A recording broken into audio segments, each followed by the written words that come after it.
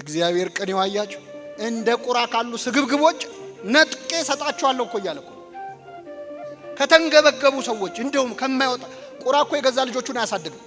ግን ልጆቹን የማይመገበውን ቁራ እግዚአብሔር መጋቢያ አስተናጋጅ አደረገው። ጠዋትና ማታ እየመጣ ለኤልያስ ስጋ አቀረበለት።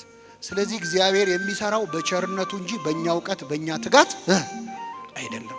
አንዳንድ ሰዎች በጣም ይሞሉናል ሆዳችን እስኪነፋ ድረስ። እችላለሁ ካልክ ትችላለህ፣ አትችልም እንዴ? እችላለሁ በይ የኔ እህት አይዞሽ የሚሉ ሰዎች አሉ። ወንድሜ አትችልም። እችላለሁ ካልንም ኃይልን በሚሰጠኝ በክርስቶስ ሁሉን እችላለሁ። በደካሞች መስራት ያውቃል። ስለዚህ ቆስቁሱት እስቲ እግዚአብሔር በእኔ የሚሰራው ምንድነው? ምን ፈልገን የፈጠርከኝ እዚህ ምድር ላይ ያመጣኝ? በእኔ ምንድነው እቅድ? በማይረቡ ሰዎች ስትሰራ ይቻለው ከኔ በላይ የማይረባ የለም። ታዲያ በእኔ ላይ ለምን አትሰራ? እስራኤልን ከግብጽ ነፃ ያወጣው ነብዩ ማን ነው? ሙሴ ነው። ሙሴ ኮልታፋ የእግዚአብሔር ቀን አይገርማችሁ? ኮልታፋ ሰው አፈጉባኤ ይሆናል ለምክር ቤት። እግዚአብሔር ግን አፈጉባኤ አድርጎ የመረጠው ኮልታፋው። ያንተ ምላስ ለኔ ምንም አይሰራም ነው። ሙሴ ደና ጉልበት እያለው አልሰራበትም። እግዚአብሔር 40 ዓመት ሙሉ በበረሃ በምድረ በዳ ኖረ። 80 ዓመት ሲሞላው እግዚአብሔር ሕዝቤን ነፃ አውጣለው። ስንት ዓመት ሲሞላ መቼ ነው የሰራበት? እጸጳጦስ እግር ስር ወድቆ ሲደፋ ነው። ምድረ በዳ ላይ ሄዶ በረሃብ ሲቆላ ሲጾም መከራ ሲያይ ያኔ ሕዝቤን ነፃ አውጣለው።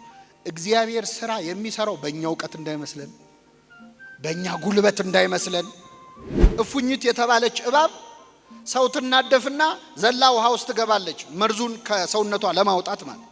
እናንተም ክፉ ስራ ሰርታችሁ ሰው ተናድፋችሁ ልትጠመቁ ወደ ዮርዳኖስ ወንዝ መጣችሁ። እናንተ የእፉኝት ልጆች ከሚመጣው ቁጣ እንድትሸሹ ማን አስተማራችሁ ብሎ ገስጿቸዋል። የሌላውን ድክመት የሌላውን ውድቀት እያየ የራስን በጎ ስራ የምታወራ ከሆነ ምድብ ከፈሪሳውያን ጋር ነው። እኛንን እኮ ቤተክርስቲያን ያሰራ ነው ብለው ሃይማኖት የቀየሩ ሰዎች አሉ። ለምን? ከስራ በፊት መሰራት ያለበት ሰውየው ነው አይደል? እያንዳንዳችን ውስጥ ያስቀመጠው ጸጋ አለ። እንድታነሳሳው እመክራለሁ። ከ12 ሐዋርያት 11 የገጠር ሰዎች ናቸው። የሰሜን እስራኤል የገሊላ ሰዎች ናቸው። ከ12 11 የገጠር ሰዎች፣ አንድ ነው የከተማ ሰው ያለው። እሱም ይሁዳ ነው። ይቅርታ አድርጉልኝ አዲስ አበባ ልጆች፣ ይሁዳ ነው የከተማ ልጅ። ኃይሌ በድካምህ ይገለጣል ብሎታል። እስኪ በሉ ኃይሌ በድካምህ በቃ። ወልድ ወመንፈስ ቅዱስ አሃዱ አምላክ አሜን። እናማት በስመ አብ ወወልድ ወመንፈስ ቅዱስ አሃዱ አምላክ አሜን። በስመ አብ ወወልድ ወመንፈስ ቅዱስ አሃዱ አምላክ አሜን። የልዑል እግዚአብሔር ቤተሰቦች፣ የእናታችን የእመቤታችን የቅድስት ድንግል ማርያም ወዳጆች በእግዚአብሔር ሰላምታ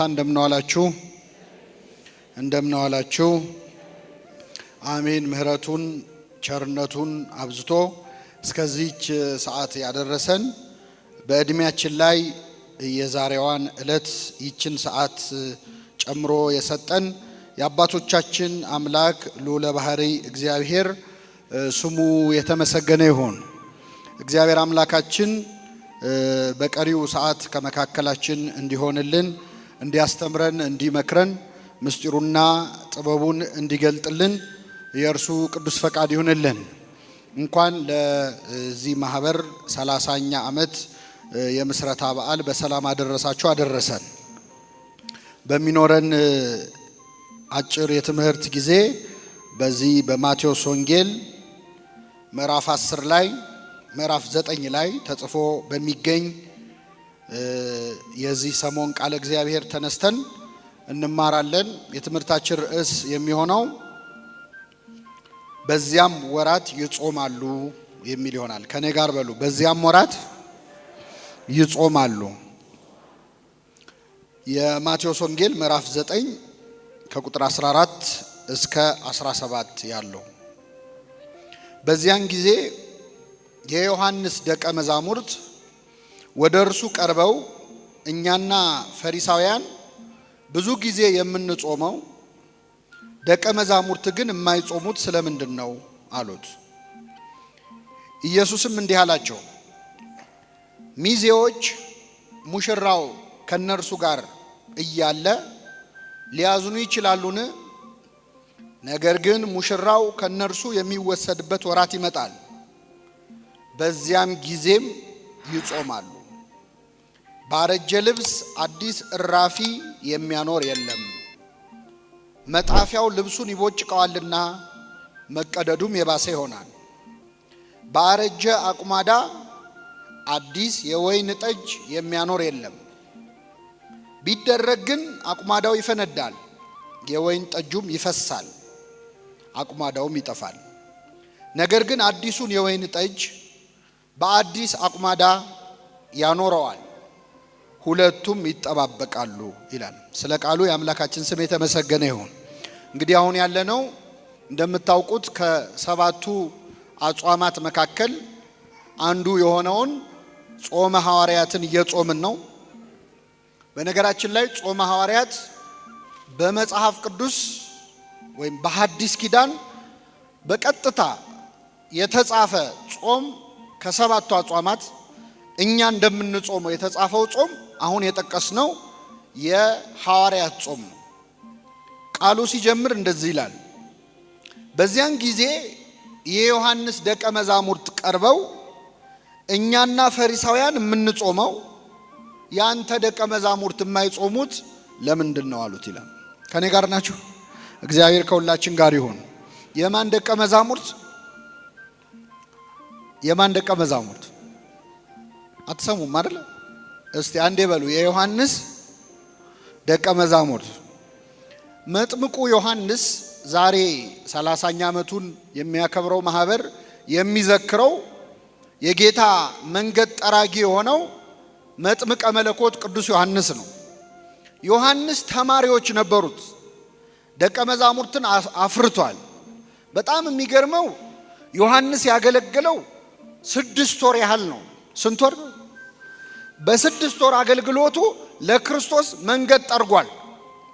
6 ወር አገልግሎ የክርስቶስን መንገድ አመቻችቶለታል።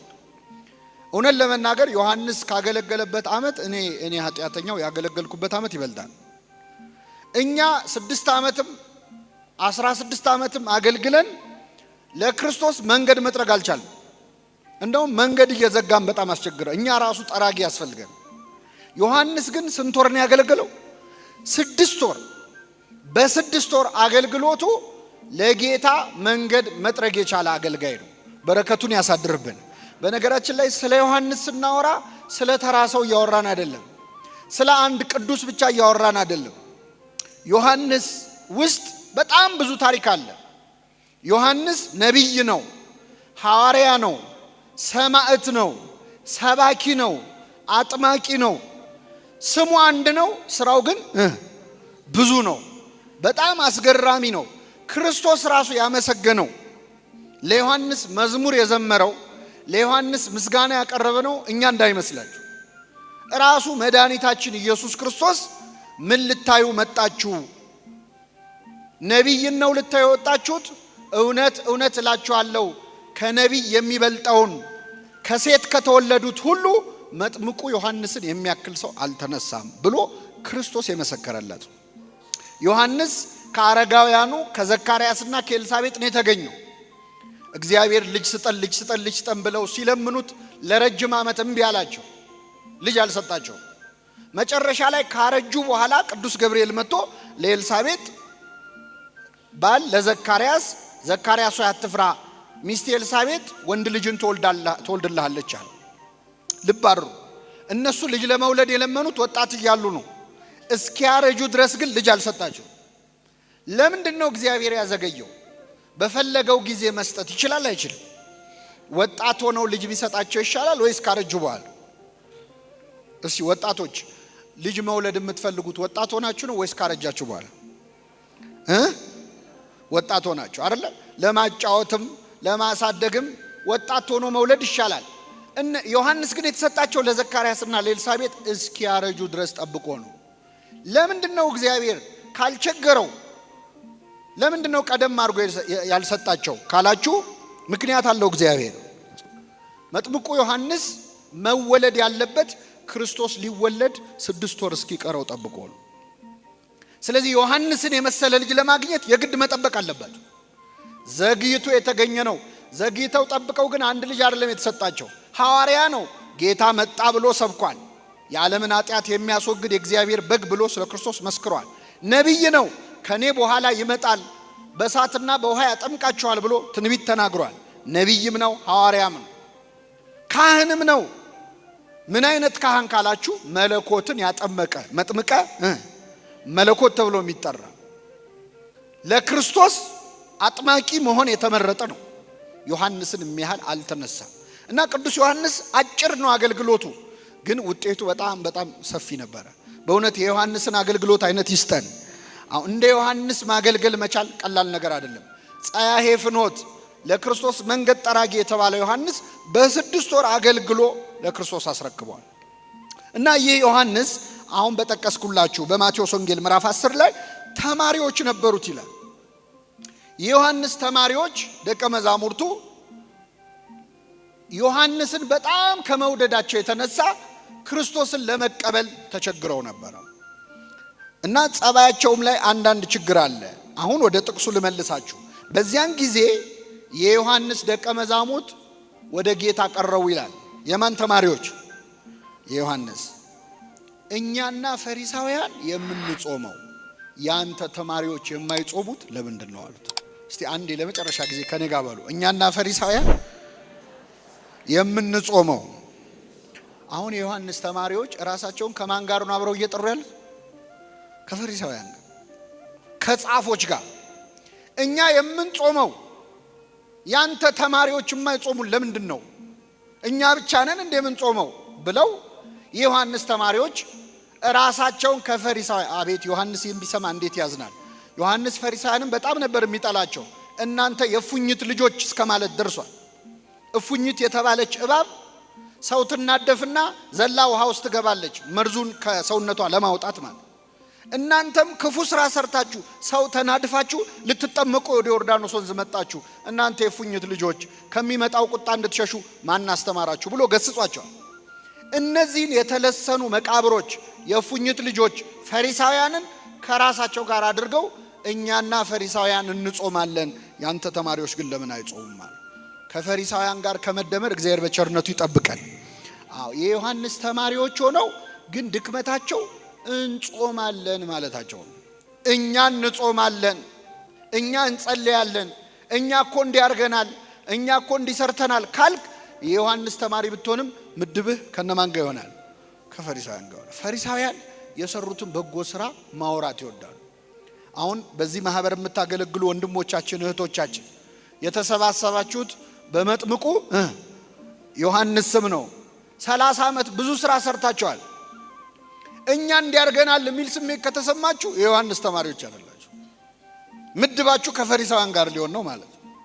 እንዲህ ሰርተናል አይባልም። ፈሪሳውያን የሰሩትን በጎ ስራ ማውራት ይወዳሉ። ሲጸልዩ እንኳን ጌታ ፊት ቀርበው ጌታ ሆይ በሳምንት 2 ጾማለሁ፣ ትእዛዝህን ጠብቃለሁ፣ እንደዚህ ቀራጭ ስላላደረከኝ ምን እልሃለሁ እንደዚህ ከማለት ይሰውረን። ይሄ የፈሪሳይ ጸባይ ነው ማለት ነው።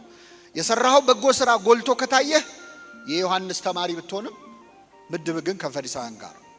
በጣም ይገርማል። የጌታ ተማሪዎች እኮ ደቀ መዛሙርቱ ሉቃስ ወንጌል ምዕራፍ 11 ላይ ሄዳችሁ ስታነቡ ሐዋርያት ራሳቸውን ዝቅ አድርገው የዮሐንስን ተማሪዎች ነው ከፍ አድርገው የተናገሩት። ምን አሉ? ጌታ ሆይ ዮሐንስ ለተማሪዎቹ ጸሎት አስተምሯቸዋል፣ ለኛም የምንጸልየውን አስተምረን ብለው ጠየቁት ይላል። ይህን ጊዜ ጌታ በሰማያት የምትኖር አባታችን ሆይ ብላችሁ ጸልዩ ብሎ አስተማረ። ሐዋርያት ከኛ የዮሐንስ ተማሪዎች ይበልጣሉ ይላሉ። የዮሐንስ ተማሪዎች ግን ያንተ ተማሪዎች ይጾማሉ፣ እኛ እየጾምን እነሱ ለምን አይጾሙም አሉ። የሌላውን ድክመት የሌላውን ውድቀት እያየ የራስን በጎ ስራ የምታወራ ከሆነ ምድብ ከፈሪሳውያን ጋር ነው። የዮሐንስ ተማሪ ሆኖ የፈሪሳውያን ምድብ ከመሆን እግዚአብሔር በቸርነቱ ይጠብቀን። ምንድነው የሚያስመድበን? ግብዝነት ነው ማለት። ይህን ጊዜ ጌታችን መድኃኒታችን ኢየሱስ ክርስቶስ ለምን ተማሪዎች አይጾሙም ለሚለው ጥያቄ ረጅም መልስ ሰጠ። ይህን መልስ አብራርቼ አጠቃልላለሁ። እኛም እና ፈሪሳውያን እንጾማለን፣ ያንተ ተማሪዎች ለምን አይጾሙም ሲሉት ክርስቶስ 3 መልስ ነው የሰጠው ለምን እንደማይጾሙ። አንደኛ ሙሽራ ከነሱ ጋር እያለ ሚዜዎች ሊያዝኑ ይችላሉን አለ። እስኪ በሉ ሙሽራ ከነርሱ ጋር ሳለ ሚዜዎች ሊያዝኑ አይችሉም። ለምን? ከነሱ ጋር ማስላል። እዚህ መሃል ሚዜ ሆናችሁ የምታውቁ ሰዎች ከሙሽራው አጠገብ ቁጭ ብላችሁ የሆነ ቅር የሚያሰኝ ሐዘን ነገር ብትሰሙ፣ ዜና ብትሰሙ ሰርጉ እስኪያልፍ ድረስ ሐዘናችሁ ምን ታረጋላችሁ? ዋጥ ታረጋላችሁ። ለማ ክብር ብላችሁ። አቤት መብላት ባትፈልጉም ግን ለሙሽራው ሲባል ትበላላችሁ። መሳቅ ባትፈልጉም ለሙሽራው ክብር ሲባል ትስቃላችሁ።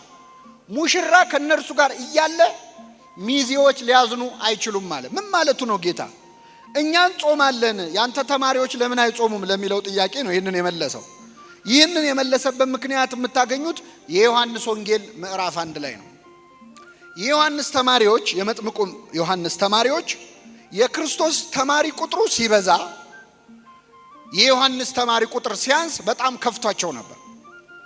እንግዲህ በዮርዳኖስ ወንዝ ጌታን ያጠመቀው ማን ነው? ዮሐንስ ነው። ስለዚህ የዮሐንስ ደቀ መዛሙርት የኛ መምህር ከክርስቶስ ይበልጣል የሚል አስተሳሰብ ነበራቸው። ክርስቶስን ዝቅ አድርገው ነው የሚያዩት፣ ዮሐንስን ከፍ አድርገው ነው የሚያዩት። ከዛ ዮሐንስ ካጠመቀው በኋላ ጌታ ማስተማር ጀመረ። ማስተማር ሲጀምር ህዝቡ ከዮሐንስ ወደ ክርስቶስ መፍለስ ጀመሩ።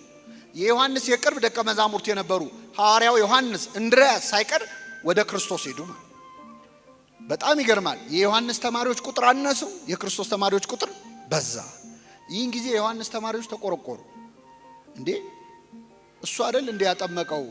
ትናንትና እሱ አጥምቆት ለዚህ ደረጃ አድርሶት እንዴት እሱ ሊተካ ይሞክራል የሚል መቆርቆር ተሰማቸው።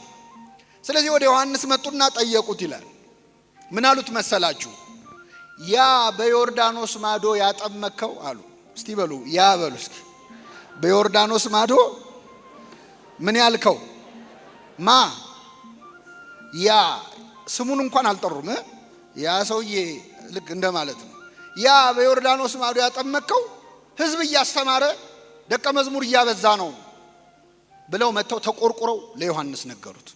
አንዳንዴ እንዲህ አይነት ጸባይ ያለን በነገራችን ላይ እኛም ጋር እንዲህ አይነት ችግር ያለበት ሰው አለ። የሆነ ሰው ሰብኮ ወደ ቤተክርስቲያን ያመጣል። የሆኑ ሰባኪ፣ የሆነ ዘማሪ፣ የሆነ አገልጋይ እኛን ወደ ቤተክርስቲያን ሲያመጣን ከሱ ውጪ ሌላ ሰው አይመስልም። እኔ እሱ ነው የሚጥመኝ ከሱ ውጪ ሌላ ሰው አልሰማም ምንላቸው መምህራን አሉ። በጣም ስህተት ነው። የዮሐንስ ፍቅር ክርስቶስን ጋረደባቸው እና ዝኩ ቃለ ጸብ ነው ይላል ትርጓሜያችን። ያ በዮርዳኖስ ማዶ ያጠመከው ደቀ መዛሙርት እያበዛ እያስተማረ ነው አሉት። ቅዱስ ዮሐንስ ምን ብሎ መለሰ? ሙሽራይቱ ያለችው እርሱ ሙሽራ ነው አለ። ሙሽራይቱ ያለችው እርሱ ምንድነው? ቆሞ የሚሰማው ሚዜው በሙሽራው ድምጽ ደስ ይለዋል አለ። ምን ማለቱ ነው? ክርስቶስ ሙሽራ ነው። ህዝቡ ደግሞ እንደ ሙሽራይቱ እንደ ሴቷ ናቸው። ክርስቶስ ሙሽራ ነው። እኔ ሚዜ ነኝ አለ። አርኩ ለመራዊ ወይም የሙሽራው ሚዜ እኔ ነኝ። ስለዚህ ሙሽራይቱ ያለችው እርሱ ሙሽራ ነው። ከሰማይ ካልተሰጠው በቀር ማንም ሊቀበል አይችልም። እሱን ሄደው የሚከተሉት ከሰማይ ስለተሰጠው እሱም ከሰማይ ስለወረደ ነው። ሙሽራይቱ ያለችው እርሱ ሙሽራ ነው። ቆሞ የሚሰማው ሚዜው በሙሽራው ድምጽ ደስ ይለዋል። ይህ ደስታዬ ተፈጸመ። እሱ ሊልቅ እኔ ላንስ ይገባል። እስኪ በሉ እሱ ሊልቅ እኔ ላንስ ይገባል። ማን ነው እንዲህ ያለው? ዮሐንስ። ሙሽራ ስራው ምንድነው? ሙሽራይቱን ከሙሽራው ጋር ማገናኘት ነው አይደል? ነው አይደለም? በቃ ሙሽራና ሙሽራይቱን አገናኝቶ ስራ ያበቃል እንጂ ወይስ ጫጉላ ሽርሽር አብሮ ይሄዳል? አይሄድም። ያበቃል ነገር አለ ማለት ነው። ከዛ በኋላ ከኖረ ሚዜ ስራው ሙሽራና ሙሽራይቱን ማገናኘት ነው። እኔ ሚዜ ነኝ አለ። ክርስቶስ ሙሽራ ነው። ቤተክርስቲያን ሙሽራይቱ ነች። ስለዚህ ህዝቡ ወደሱ ስለሄዱ ቅር እንዳይላችሁ እንዳይከፋችሁ እሱ ሊልቅ እኔ ላንስ ይገባል። መጥምቁ ዮሐንስ በረከቱ ይደርብን። የትኛው ሰባኪ ነው እስቲ የተማሪዎቹ ቁጥር ሲያንሱ ደስ የሚለው ሰባኪ አለ? የተከታዮቹ ቁጥር ሲያንስ ደስ የሚለው ደስታዬ ተፈጸመ የሚል የለም። ሁሉም የየራሱን ተከታይ መፍጠር ነው የሚፈልገው። ዮሐንስ ግን እንዲህ አይነት አጥማቂ አልነበረም። እንዲህ አይነት ሰባኪ አልነበረም። ምን አይነት ባህታዊ ነው! ተማሪዎቹን ወደ ክርስቶስ ነው የመራቸው። እሱ ሊልቅ እኔ ላንስ ይገባኛል። ሙሽራይቱ ያለችው እርሱ ምንድነው? ሙሽራ ነው ብሏቸው ነበር። ክርስቶስ ይህንን ስለሚያውቅ አሁን ዮሐንስ ተማሪዎች መጥተው እኛ እንጾማለን ደቀ መዛሙርት ለምን አይጾሙም ሲሉት ሙሽራ ከነርሱ ጋር ሳለ ሚዜዎች ሊጾሙ አይችሉም አላቸው። መምህራችሁ እኔ ሙሽራ መሆኔን ነግሯችሁ የለ? ስለዚህ ሐዋርያቴ ደግሞ ሚዜዎች ናቸው። ሙሽራ ከነርሱ ጋር እያለ አይጾሙም። ሙሽራ ከነርሱ የሚወሰድበት ወራት ይመጣል፣ ያን ጊዜ ይጾማሉ አለ። ያን ጊዜ ምን ይላሉ? ይጾማሉ። መቼ ነው ያ ጊዜ? ሙሽራው ከነርሱ ምን የሚልበት? ማን ነው ሙሽራው? ክርስቶስ ነው። ከሐዋርያቱ የሚወሰድበት ጊዜ መቼ ነው? ሞትን ድል አድርጎ ተነስቶ በ40ኛው ቀን ወደ ሰማይ ምን ያለበት? ያን ጊዜ ሙሽራው ከነሱ ሲወሰድ ያን ጊዜ ምን ይላሉ? ይጾማሉ። ይጾም ጾመ ምን ይባላል? አይሰማም? ሐዋርያ አሁን እየጾም ነው ያለው ማለት ነው። ሙሽራው ከነርሱ የሚወሰድበት ወራት ይመጣል፣ ያን ጊዜ ምን ይላሉ? እበሉ ግድ የላችሁ። ያን ጊዜ በሉ ይጾማሉ። ሙሽራው ከነርሱ ምን ሲል? መቼ ነው የተወሰደው ሙሽራው? ወደ ሰማይ ምን ባለ ጊዜ? ባረገ ጊዜ። ይሄ የክርስቶስ መልስ ነው። እውነት ነው። ሐዋርያት ጌታ እስከተነሳ ድረስ ትንሣኤውን አዩ። ለ40 ቀን ክርስቶስ በምድር ላይ ቆይቷል። እንደተነሳ ወደ ሰማይ አላረገም። እንደተነሳ ቢያርግ ኖሮ አንደኛ ትንሣኤውን ያልሰሙ ሰዎች ምትሃት ይመስላቸዋል፣ ላያምኑም ይችላሉ። 40 ቀናት ያህል በምድር ላይ ተመላልሶ አስተማረ። ክርስቶስ ከትንሣኤው በፊት ያስተማረው ትምህርት ወንጌል ተብሎ ይጠራል። ከትንሣኤ በኋላ ያስተማረው ትምህርት ደግሞ ኪዳን ተብሎ ይጠራል። ምን ተብሎ ይጠራል? ኪዳን። ለ40 ቀን ያስተማረው ኪዳን አባቶቻችን ሲያደርሱ ጠዋት ወይ ሰርክ ላይ ሰምታችኋል። ኪዳን ዘነገሮሙ እግዚእነ ለሐዋርያቲሁ ንጹሐን። ጌታችን ለንጹሐን ሐዋርያቱ የነገራቸው ኪዳን እምቅድመ ዕርገቱ ውስተ ሰማያት ወደ ሰማይ ከማረጉ በፊት ወምድረ ትንሣኤሁ ሙታን ከሙታን ከተነሳ በኋላ እንላለን። ኪዳን አስተማረ ለ40 ቀን ቤተ ክርስቲያን እንዴት መተዳደር እንዳለባት የእግዚአብሔርን መንግስት ነገር እየነገራቸው 40 ቀን እየታያቸው ይላል ሐዋርያት ሥራ ምዕራፍ 1 ከቁጥር 1 ላይ። ስለዚህ ከ40 ቀን ትምህርት በኋላ መድኃኒታችን ኢየሱስ ክርስቶስ ወደ ቢታንያ ያወጣቸው፣ እያዩት ወደ ሰማይ ከፍ ከፍ አለ። ሙሽራው ከነርሱ ተወሰደ። ሐዋርያት ተጨንቀው ቆመው እያለ 2 መላእክት መጡና እናንተ የገሊላ ሰዎች ሆይ ስለምን አዝናችሁ ቆማችኋል? ሲሄድ ያያችሁት ክርስቶስ ተመልሶ ወደ እናንተ ምን ይላል? ይመጣል። ኃይል እስክታገኙ በኢየሩሳሌም ቆዩ አሏቸው። ለ10 ቀናት ያህል ኢየሩሳሌም ውስጥ ቆዩ። በጽርሐ ጽዮን እየጸለዩ እየተጉ እመቤታችንን ከመካከላቸው አድርገው ሲጸልዩ ከቆዩ በኋላ በ50ኛው ቀን በእሳትና በነፋስ አምሳል መንፈስ ቅዱስ ወረደላቸው። ከዚያ በኋላ ነው የጾሙት። አሁን ጌታ ያንተ ተማሪዎች ለምን አይጾሙም ሲባል መቼ ይጾማሉ ነው ያለው? ሙሽራው ከነርሱ ምን በሚልበት ጊዜ። ግን ወዲያው አልጾሙም። 10 ቀን ቆይተዋል። ለምን ወዲያው እንዳረገ ለምን መጾም አልጀመሩም? ሁለተኛው መልስ ጌታ የሰጠው እዛው ላይ ነው። 3 ነገሮች ነው ነገራቸዋለሁ ያለው። ምን አለ ጌታችን? ሙሽራው ከነርሱ የሚወሰድበት ወራት ይመጣል፣ በዚያ ጊዜ ይጾማሉ ካለ በኋላ ባረጀ ልብስ ላይ አዲስ እራፊ የሚያኖር የለም። እስኪ በሉ ባረጀ ልብስ ላይ አዲስ እራፊ። እራፊ ታውቃላችሁ? አታውቁም? ድሮ ሕፃን ሆነን ልብስ ሲያረጅብን ምንድነው የሚደረገው? ይጣላል? አንጥልም። እኛ ሞሎያ እናረጋታለን እንጂ አንጥላትም ልብስ አይደል? ልብስ ሲያረጅ ምንድነው የሚደረገው? ይሰፋል፣ ይጣፋል አይደል? የሚጣፈው በሌላ ጨርቅ ነው። ልብሱ በጣም ካረጀ ያረጀው ልብስ ላይ አዲስ ጨርቅ ከተሰፋበት አዲሱ ጨርቅ አሮጌውን ልብስ ምን ይለዋል? አዎ የበለጠ ይቀደዳል ማለት። ስለዚህ ክርስቶስ እኔ ከነሱ ስለይ ሙሽራው አብሬያቸውኛ አይጾሙም አለ። እኔ ከነሱ ስለይ ሳርግ ይጾማሉ። አንድ ሁለተኛ በአሮጌ ልብስ ላይ አዲስ እራፊ የሚጨምር የለም። ይህች አዲስ እራፊ የተባለች ጾም ነች። ወይም ደግሞ አለ ሶስተኛ በአሮጌ አቁማዳ ላይ አዲስ ወይን ጠጅ የሚጨምርበት የለም፣ ምክንያቱም ሊፈነዳ ይችላል። ሐዋርያት እኔ ከነሱ ከተለየው በኋላ ራሱ አይጾሙም፣ ወዲያው አይጾሙም። ለምን? አዲስ መሆን አለባቸው። አሁን አሮጌ ናቸው። ማንነታቸው ለጾም አይሆንም።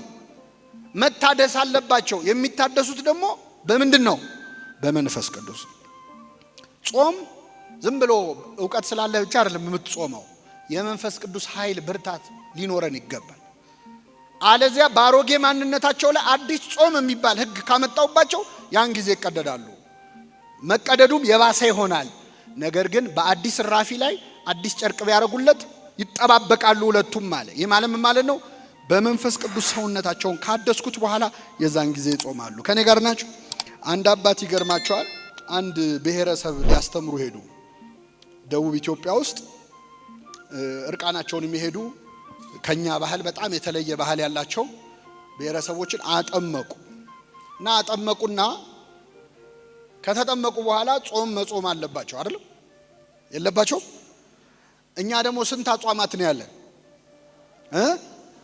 አሁን እነዚህ ብሔረሰቦች 7 ጾም ጾሙ ቢባሉ አይክዱም ገና ከመጀመሪያቸው። ስለዚህ እኛ አባት አሰቡና 7ቱ አጽዋማት ይቅርባቸው እስቲ አነስ ያለችውን ጾም ብለው በአጋጣሚ ክረምት ነበረ፣ በዚህ ወቅት ነበር። አሁን ባለንበት ሰሞን ነው ያጠመቋቸው። ከፊት ምን ጾም አለ የሚመጣ? ፍልሰታ አይደለ? ፍልሰታ ስንት ቀን ነች? በቃ 15 ቀን አሁን ጾም ትጾማላችሁ አሏቸው። ሰበሰቡና የሀገር ሽማግሌዎች ግን ሲያስቡት እስከ 9 ጾሙ ቢሏቸው አይችሉም። ምን አሏቸው? ብሉ ግን ቅቤ እንዳትበሉ፣ ስጋ እንዳትበሉ፣ ወተት እንዳትጠጡ፣ እንቁላል እንዳትበሉ፣ ይሄን አደራ አሏቸው። 15 ቀን ነው ምንም ችግር የለም አሉ። እነዚህ ብሔረሰቦች መጾም ጀመሩ። 5 ቀን ጾሙ። ከ5 ቀን በኋላ ማዛጋት ጀመሩ። አንደኛ እነሱ ዋነኛ የሚጠጡት ወተት ነው እንደ ውሃ። እንደኛ የሆነ በዓል ጠብቀው ስጋ የሚበሉ አይደሉም። የሚበሉት ዋና ምግባቸው ስጋ ነው። በጣም መረራቸው፣ በቃ ተቸገሩ። ከዛ ከሀገር ሽማግሌዎቹ መሃል አንዱ ተነሱና ምን አሉ? እኔ የምለው እኚህ ቄስ አሬራ አትብሉ ብለዋል እንዴ አሉ። አይ አሬራ አላሉም ተው። ከዛ የቀሩትን 2 ሳምንታት አሬራ እየበሉ ከዛኛ አባት ጾሙ ካለቀ በኋላ እንዴት ናችሁ ጾም እንዴት ነው ሲሏቸው አሬራ ባይኖር ኖሮ ሞተን ነበር አሉ። ባሮጌ ማንነት ላይ አዲስ መጣፊያ ሲመጣ ማለት ነው አይደል? ባሮጌ አቁማዳ ላይ አዲስ ወይን ጠጅ የተባለ ጾም ነች። ሐዋርያት ጾመዋል። በጣም ይገርም ነው። መንፈስ ቅዱስ ወርዶላቸው እኮ ብዙ ቋንቋ ተገልጾላቸዋል። ለአገልግሎት ዝግጁ አድርጓቸዋል። መንፈስ ቅዱስ ግን ጸጋ አለን ብሎ ለአገልግሎት አይወጣም። መጀመሪያ መጾም አለበት። ጸጋ ስላለህ ማገልገል አትችልም። አንደበት ስላለ መስበክ፣ አንደበት ስላለ መዘመር፣ ዕውቀት ስላለ ማገልገል አትችልም። መጀመሪያ የማን እርዳታ ያስፈልጋል? የእግዚአብሔር። ጸጋቸውን እንዲጠብቅል አሁን ሐዋርያት በጣም ይገርም 72 ቋንቋን የተናገሩ እግዚአብሔር በባቢሎን ሜዳ ላይ የበተነውን የዓለም ቋንቋ ሰበሰበው ሐዋርያት ውስጥ። በባቢሎን ሰዎች ትዕቢት የተበተነው የዓለም ቋንቋ በሐዋርያት ትትና ተሰበሰበ። በዓለም ሁሉ ቋንቋ ተናገሩ። የእግዚአብሔር ትትናው እንዴት አይነት ነው! ክርስቶስ በዚህ ምድር ላይ ያለኮ ተናግሮ ሄደው አንድ ቋንቋ ነው። ግፋቢል 2 ነው። ዕብራይስጥና አራማይክ ነው ተናግሮ ሄደው። ግን ክርስቶስ ስንት ቋንቋ ያውቃል? ስንት ቋንቋ ይችላል? እሱ የማይችለው ቋንቋ አለ? የለም። ግን በአንድ ቋንቋ አስተምሮ ሄደ። እኛ አሁን ከአንድ በላይ ቋንቋ ካወቅን ያስችለናል? ይኸው እንግሊዘኛ መከራችን አንድ የምናየው ቢያንስ አትሊስት እንላለን። ክርስቶስ የዓለምን ሁሉ ቋንቋ ያውቃል። ግን በአንድ ቋንቋ አስተምሮ ሄደ። ምስኪኖቹን ገበሬዎች ግራ አላጋባቸውም። በግሪክኛ ጀምሮ በሮማይስጥ መጨረስ አቅተው። እሱ ያላረገውን ግን ሐዋርያቱን 72 ቋንቋ አሸከማቸው። እንዴት አይነት ነገር ነው! በእኔ የሚያምን እኔም ማደርገውን ያደርጋል፣ እውነት እውነት እላችኋለሁ ከዚያም በላይ ያደርጋል ይላል። ክርስቶስ በአንድ ቋንቋ አስተምሮ ሄዶ ሐዋርያትን ግን 72 ቋንቋ ተናጋሪዎች አደረጋቸው። በሄዱበት እንዲያስተምሩ አደረጋቸው። እሱ ከአንድ ሀገር ሳይወጣ አስተምሮ ሄደ። እነሱ ግን ዓለም እንዲዞሩ አደረጋቸው። በጣም ይደንቃል። ቋንቋ በትክክል ለአገልግሎት የተሰጠ እንጂ ለጸብ የተሰጠ አይደለም። ክርስቶስ ቋንቋን ለሐዋርያት የሰጠው እንዲከፋፈሉበት እንዲጣሉበት አይደለም። ወንጌልን ለዓለም ሁሉ ምን እንዲሉ ነው? ፈሪ የነበሩት ሐዋርያት ደፋሮች ሆኑ። ቅዱስ ጴጥሮስ ከአንዴም 3 ጌታን አላውቅም ብሎ ክዶ ነበር። ፈርቶ ክዶ ነበር። በ3 ሰው ፊት የካደው ጴጥሮስ በ3000 ሰዎች ፊት አስተማረ። ቆሞ 3000 ሕዝብ ባለበት ሰበከ። ሰብኮ ሲጨርስ 3000 ሰዎች በክርስቶስ አመኑ ይላል። በአንድ ስብከት 3000 ሰው ማሳመን ቻለ። እኛ በ3000 ስብከት አንድ ሰው ለማሳመን እንቸገር። ይህንን ያመጣው መንፈስ ቅዱስ ነው። መንፈስ ቅዱስ ብቻም አይደለም። ከዛ በኋላ ደግሞ ጾመዋል አባቶቻችን ሐዋርያት። በዚህ ምክንያት ከተናገሩት ቃል ያልተሰማ የለም። ዋልቦ ነቢብ ዘይተሰማ ቃሎሙ፣ አልቦ ነገር ዋልቦ ነቢብ። አንድ ቃልም የለም፣ ድምፅም የለም። በዓለም ሁሉ ቃላቸው ተሰማ። ውስተ ኩሉ ምድር ወፃ ነገሮሙ፣ በዓለም ሁሉ ንግግራቸው ወጣ። ወፅ ከአጽናፈ ዓለም በጽሐ ነቢቦሙ፣ እስከ ዓለም ዳርቻ ድረስ ንግግራቸው ወጣ። ስለዚህ አባቶቻችን ሐዋርያት አገልግሎታቸው ሁሉ ለዓለም የደረሰው ስብከታቸው ሁሉ ውጤት ያመጣው ከአገልግሎት በፊት በመጾማቸው በመጸለያቸው። ይህንን ጾም ስለሰጠን እግዚአብሔር ስሙ የተመሰገነ ይሁን። ዝም ብሎ ማገልገል ብቻ አይደለም። እንግዲህ 30 ዓመት ይሄ ማህበር አገልግሎት ላይ እንደነበረ እየነገሩኝ ወንድሞቻችን እህቶቻችን የመጥምቁ ዮሐንስ ተማሪዎች ናቸው። ልክ እኛ እንጾማለን ብለው እንደከሰሱት አይነት አይሁኑ እንጂ ዮሐንስ ተማሪዎች ናቸው። እነዚህ ተማሪዎች ናቸው 30 ዓመት ያገለገሉት። አገልግሎት አንዱ መመዘኛው መጀመሪያ መንፈሳዊ ነገር መቅደም ያለበት። አንዳንዴ ስጋዊ የሆነ ይመጣል አገልግሎት፣ ስራ የሆነ ይመጣል አገልግሎት፣ ሜካኒካል የሆነ ይመጣል። ከጸሎት የተለየ ከጾም የተለየ አገልግሎት፣ ከመንፈሳዊ ቃል እግዚአብሔር የተለየ ወንጌል የሌለበት አገልግሎት በሂደት እየደከመ ይመጣና ስራ ይሆናል። በዚህ ምክንያት እኔ ስንት ዓመት አገልግያለሁ ብለው የካዱ ሰዎች አሉ። እኛንን እኮ ቤተክርስቲያን ያሰራ ነው ብለው ሃይማኖት የቀየሩ ሰዎች አሉ። ለምን? ከስራ በፊት መሰራት ያለበት ሰውየው ነው አይደለም? ነው አይደለም? እና ይህ ጾም አባቶቻችን ሐዋርያት ጾመው ለዓለም ያበሩበት፣ ዓለምን ያዳረሱበት፣ መንፈስ ቅዱስ የሰጣቸውን ጸጋ የተጠቀሙበት ነው። እኔ አንድ ነገር ልናገርና አበቃለሁኝ። ሐዋርያት መንፈስ ቅዱስ ተሰጣቸው። በዚህ በተሰጣቸው ጸጋ በዓለም ሁሉ ዞረው አስተማሩ።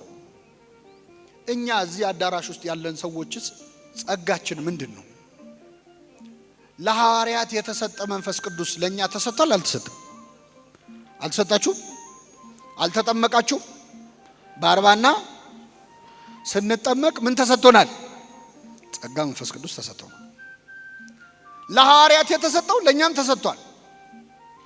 ሐዋርያት የሰሩትን እኛ መስራት ያልቻልነው ለምንድን ነው? ቅዱስ ጳውሎስ ለክርስትና ልጁ ለጢሞቴዎስ እንዲህ ሲል ይመክረዋል። በአንተ ያለውን የመንፈስ ቅዱስ ጸጋ እንድታነሳሳው እመክርሃለሁ። በአንተ ያለውን የመንፈስ ቅዱስ ጸጋ ምን እንድትለው? እንድትቆሰቆሰው። እሳት ነው መንፈስ ቅዱስ። እሳት ካልተቆሰቆሰ አይነድም። ተዳፍኖ ከቀረ ምናልባትም ሊጠፋ ይችላል። እያንዳንዳችን ፈጽመን እስካልካድነው ድረስ ከኛ የማይለይ ጸጋ መንፈስ ቅዱስ በ40 እና በ80 ቀናችን ተሰጥቶናል። በተሰጠን ጸጋ እንድናገለግል ግን ምን አለ? ባንተ ያለውን የመንፈስ ቅዱስ ጸጋ እንድታነሳሳው እመክርሃለሁ። ጸጋ ሲባል መዘመር፣ መስበክ፣ መቀደስ ምናምን ይመስላል። ይሄ የቤተክርስቲያን አገልግሎቶች ውስጥ ያሉ ስራዎች እሱ አይደለም። ብዙ ጸጋ አለ። የጸጋ ስጦታ ልዩ ልዩ ነው። መንፈስ ቅዱስ ግን አንድ ነው። ለአንዱ ትዕግስት ይሰጠዋል ጸጋ ሆኖ፣ ለአንዱ ንጽህና ይሰጠዋል፣ ለአንዱ መመጽወት ይሰጠዋል፣ ለአንዱ ማስተዳደር ይሰጠዋል። የግድ በቤተ ክርስቲያን ያለው አገልግሎት ብቻ አይደለም። መንፈስ ቅዱስ በ40 እና በ80 ቀን ሲሰጠን ሁላችንም ላይ ይሰራል። እዚህ መሃል ጸጋ የሌለው ሰው የለም። ያለ ስራ የፈጠረው ሰው የለም። ከዚህ መሃል እግዚአብሔር በእኛ የሆነ ድንቅ ነገር ሊያደርግ ይፈልጋል። በጣም ይገርመኝ፣ ቤታችን የምንጠቀምበትን ቴሌቪዥን ማብራት ማጥፋት የምንጠቀምበት ሪሞት አለ አይደል? ከኔ ጋር ናችሁ? ምንድነው ሪሞቱ? ምንድነው የሚሰራው? እስቲ ያበራል፣ ያጠፋል፣ ሌላስ? ይቀይራል ቻናል፣ ሌላስ? ድምጽ ይቀንሳል፣ ድምጽ ይጨምራል። ወደ ኋላ ፊልም ወይ ምናምን ከሆነ ወደ ኋላ ማድረግ ይችላል አይደል? ወደፊት ያደርጋል። ሌላ ስራ የለውም። እላዩ ላይ ያሉት ነጠብጣቦቹ የሚነኩት ነገሮች ትንሽ ናቸው ብዙ ናቸው? እኛ የምንጠቀመው ግን 5 አይሆን። ብዙዎቻችን የምንጠቀመው ማጥፋት፣ ማብራት፣ ድምጽ መቀነስ፣ ድምጽ መጨመር፣ ወደ ኋላ ወደፊት። የቀሩት ምንድነው የሚሰሩት? እስቲ ቤት ሂዱና ያዋቸው። ምን እንደሚሰሩ ሳናቅ ልንሞት ነው። ገዝተነው ገንዘብ አውጥተንበት ያ ሁሉ ጠቅ ሲደረግ የሚሰራ በጣም ብዙ ነገር አለው፣ ግን አልተጠቀምንበት። ሪሞት ውስጥ ችግር የለውም። እኛ ራሳችን እኮ እንደዛ ነን። እግዚአብሔር የሰጠን ጸጋ በጣም ብዙ ነው። ግን የምንችለው ማብራት ማጥፋት፣ መተኛት፣ መነሳት፣ ድምጽ መጨመር መጮህ ማለት ነው። ድምጽ መቀነስ። እንደውም አንዳንዶቻችን ሪዋይንድ ነው ወደ ኋላ እየሄድን ስለ ትናንት ህይወታችን ማውራት፣ የትናንት ቁስላችንን እየጎለጎሉ ማውጣት። ወደፊት መሄድ የለም። ብዙዎቻችን ወደ ኋላ ነው ራሱ ወደ ኋላ የሚሰራ ሪሞት ማለት እኛ ነው። ሌሎቹስ ቢነኩ ብዙ ተአምር የሚሰሩ ነገሮች ተሰጥቶናል። እግዚአብሔር እያንዳንዳችን ውስጥ ያስቀመጠው ጸጋ አለ። እንድታነሳሳው እመክርሃለሁ። አንዱ መጥምቁ ዮሐንስ ነው ለክርስቶስ መንገድ የጠረገው። በእድሜ ትንሽ ነው፣ በአጭር ጊዜ ነው ያገለገለው። ዮሐንስ 6 ወር አገልግሎ የሰራውን ስራ እኛ 6 ዓመት አገልግለን ለምንድን ያቃተን? ባንተ ያለውን የመንፈስ ቅዱስ ጸጋ እንድታነሳሳው እመክርሃለሁ። ጸጋ ሲባል የንግግር ችሎታ ምናምን አይደለም። በጣም መጽሐፍ ቅዱስ ላይ ያሉ ዋና ዋና ስራ የሰሩ ተናጋሪዎች ንግግር የማይችሉ ሰዎች ናቸው። ለምሳሌ እስራኤልን ከግብጽ ነፃ ያወጣው ነብዩ ማን ነው? ሙሴ ነው። ሙሴ ኮልታፋ ነው። የእግዚአብሔር ቀን አይገርማችሁ?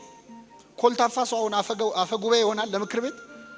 እግዚአብሔር ግን አፈ ጉባኤ አድርጎ የመረጠው ኮልታፋው። ያንተ ምላስ ለኔ ምንም አይሰራም ነው። ሙሴ ደና ጉልበት እያለው አልሰራበትም እግዚአብሔር።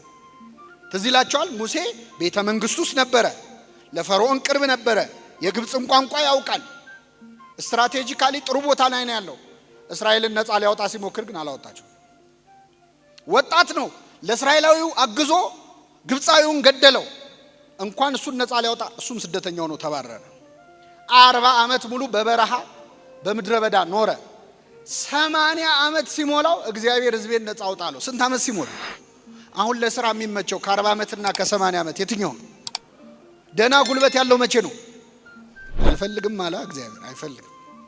ያንተ ጡንቻ ለኔ ምንም አይሰራም። ግብጽ ውስጥ ስትራቴጂካሊ ቤተ መንግስት ውስጥ እያለ የፈርዖን ቋንቋ ተናጋሪ አልፈልግም። መቼ ነው የሰራበት? እጸጳጦስ እግር ስር ወድቆ ሲደፋ ነው። ምድረ በዳ ላይ ሄዶ በረሃብ ሲቆላ ሲጾም መከራ ሲያይ ያኔ ህዝቤን ነፃ አውጣለሁ። እግዚአብሔር ስራ የሚሰራው በእኛ ዕውቀት እንዳይመስለን፣ በእኛ ጉልበት እንዳይመስለን፣ በእኛ ንቃተ ህሊና። እኔ በቤተ ክርስቲያን ለሰበካ ጉባኤም ለማህበራትም ጥሩ ሰው ይመረጥ ይባላል። አንዳንዴ የተማሩ ትልቅ ስልጣን ያላቸው ምናምን ሰዎች ደና ድሪም ቲም የሚባል ደና ሰው ይሰብሰብ ይባልና ተሰብስበው ተበጣብጠው ይበተናሉ። ለምን? እግዚአብሔር በእኛ ዕውቀት አይሰራም። በትሁታን ነው እግዚአብሔር የሚሰራው። እችላለሁ በሚሉ ሰዎች ሰርቶ ያውቅ። በታሪኩ ሰርቶ ያውቅ። 12 ሐዋርያት አሁን ጾማቸውን ምን ጾምላቸው የምሁራን ስብስብ መሰሏችሁ? እንደ የሰለጠኑ ሰዎች አይደሉም። ከ12 ሐዋርያት 11 የገጠር ሰዎች ናቸው። የሰሜን እስራኤል የገሊላ ሰዎች ናቸው። ከ12 11 የገጠር ሰዎች፣ አንድ ነው የከተማ ሰው ያለው። እሱም ይሁዳ ነው። ይቅርታ አድርጉልኝ አዲስ አበባ ልጆች፣ ይሁዳ ነው የከተማ ልጅ። ትቢቱም አልተቻለ መጨረሻ። ኮልታፎች፣ ንግግራቸው አንደበታቸው ርቱዕ ያልሆነ ፈሪዎች፣ ተጠራጣሪዎች፣ በእነሱ ድክመት እግዚአብሔር ስራ ሰራ። ኃይሌ በድካምህ ይገለጣል ብሎታል። እስኪ በሉ ኃይሌ በድካምህ። በቃ እግዚአብሔር በደካሞች ነው የሚሰራው። ባለቅኔ ነው። በቃ ከስግ እንዴ ኤልያስን የመገበው ቁራ ነው። የእግዚአብሔር ቅኔ እኮ ይገርማል። ለኤልያስ ጧት ስጋ እያመጣ ያበላው ቁራ ነው። እንደው ካልጠፋ ወፍ ማለት ነው። ስጋ መስጠት የማይፈልግ ወፍ ማን ነው? ቁራ ሲመነትፍ እንጂ ሲያቀርብ አይታችሁ ታውቃላችሁ? እግዚአብሔር ቅኔው አያችሁ። እንደ ቁራ ካሉ ስግብግቦች ነጥቄ ሰጣችኋለሁ እኮ እያለ እኮ ከተንገበገቡ ሰዎች እንደውም ከማይወጣ ቁራ እኮ የገዛ ልጆቹን አያሳድግም። የቁራ ልጆች የሚያበላቸው አተው ሲያለቅሱ የሚመግባቸው ማን ነው ይላል መጽሐፈ ኢዮብ ላይ። ግን ልጆቹን የማይመግበውን ቁራ እግዚአብሔር መጋቢያ አስተናጋጅ አደረገው። ጠዋትና ማታ እየመጣ ለኤልያስ ስጋ አቀረበለት። ስለዚህ እግዚአብሔር የሚሰራው በቸርነቱ እንጂ በእኛ ዕውቀት በእኛ ትጋት አይደለም። መቼም ሰርቶ አያውቅም። እና እዚህ መሃል በዚህ ማህበርም በመንፈሳዊ አገልግሎት ላይ የምትታጩ ሰዎች እረ እኔ እኮ ዕውቀት የለኝ፣ ከዕውቀት የለኝ፣ ከህይወት የለኝ አልችልም ካላችሁ ለስራው ብቁ ናችሁ ማለት ነው። እግዚአብሔር እችላለሁ በሚሉ ሰዎች ስራ ሰርቶ አያውቅም። አልችልም ካልክ መቻል ትጀምራለህ። እችላለሁ ካልክም አንዳንድ ሰዎች በጣም ይሞሉናል ሆዳችን እስኪነፋ ድረስ። እችላለሁ ካልክ ትችላለህ። አልችልም እንዴ እችላለሁ በይ የኔ እህት አይዞሽ የሚሉ ሰዎች አሉ። ወንድሜ አትችልም እችላለሁ ካልንም ኃይልን በሚሰጠኝ በክርስቶስ ሁሉን እችላለሁ። በደካሞች መስራት ያውቃል እና ሐዋርያት የጾሙት ድካማቸውን ተረድተው ነው። ቋንቋ ተሰጣቸው። እንዴት ሄደው ይሄንን ዓለም ይሰብኩታል? እንዴት ሄደው ያዳርሱታል? እሳቱን ስለቱን እንዴት ይችሉታል? ያን ጊዜ ጾማሉ እንዳለ ክርስቶስ ከአገልግሎት በፊት ጾመዋል። ጌታም ተዘጋጅቷል እኮ 30 ዓመት ዝም ብሎ ነው 3 ዓመት ያስተማሩ። እኛ እኮ 3 ዓመት ተምረን 30 ዓመት እናስተምራለን። ጌታ ግን ለ3 ዓመት ትምህርት 30 ዓመት ዝም አለ። መጥምቁ ዮሐንስ መንግስተ ሰማያት ቀርባለች ንስሐ ግቡ ከማለቱ በፊት ምድረ በዳ ላይ ነው የነበረው። ጾም ላይ ነበር፣ ጸሎት ላይ ነው የነበረው። ቅዱስ ጳውሎስ በደማስቆ መንገድ ላይ ከተመረጠ በኋላ ሊሰብክ አልወጣም። ወደ አረብ ሀገር ሄድኩኝ 3 ዓመት ቆየለ። ጸልየዋል። ስለዚህ አገልግሎት ጸሎት ካለበት ጾም ካለበት እኛ ባንሰራውም ስራውን ማን ይሰራዋል? እግዚአብሔር ይሰራዋል። አለዚያ ግን ገንዘባችን የሚሰራው ከመሰለን ዕውቀታችን የሚሰራው ከመሰለን እግዚአብሔር እጁን ከዛ አገልግሎት ላይ ያነሳል። ይህንን ጾም እንግዲህ ጸጋችንን የምናወጣበት ጾም ያድርግልን። አዎ የሆነ እንደው የተደበቀ አቅም የሌለው ሰው የለም። ምክንያቱም ለኔም ላንተም የተሰጠው በ40 ቀን የተሰጠን መንፈስ ቅዱስ ስንት ነው? አንድ ነው። የጸጋ ስጦታ ልዩ ልዩ ነው። መንፈስ ቅዱስ ግን ስንት ነው? ስለዚህ ቆስቁሱት እስቲ። እግዚአብሔር በእኔ የሚሰራው ምንድነው? ምን ፈልገን የፈጠርከኝ እዚህ ምድር ላይ ያመጣኝ? በእኔ ምንድነው እቅድ? በማይረቡ ሰዎች ስትሰራ ይቻለው ከኔ በላይ የማይረባ የለም። ታዲያ በእኔ ላይ ለምን አትሰራ ብለን የምንጠይቅበት ጾም ያድርግልን። የሰማነውን በልቡናችን ያሳድርብን።